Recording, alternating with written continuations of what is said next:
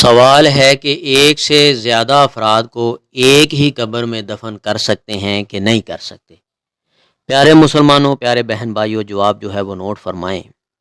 کر سکتے ہیں، اس میں کوئی ممانعت والے الفاظ نہیں ہیں۔ جب شہدائے احد کو دفن کرنے کا وقت آیا تو رسول اللہ صلی اللہ علیہ وآلہ وسلم نے فرمایا، دو دو یا تین تین کو ایک ہی قبر میں رکھو، یعنی دفن کرو۔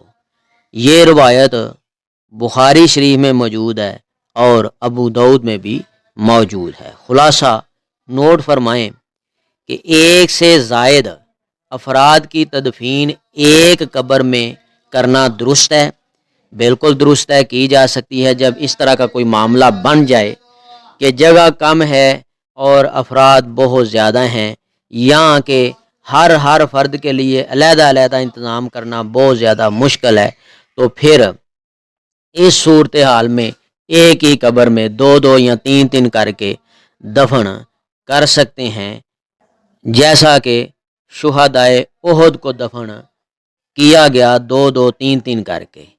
یہ روایت اور یہ دلیل بخاری میں موجود ہے اور ابو داؤد میں موجود ہے۔ اللہ تعالیٰ ان باریکیوں کو سمجھ کے عمل کرنے کی توفیق عطا فرمائے۔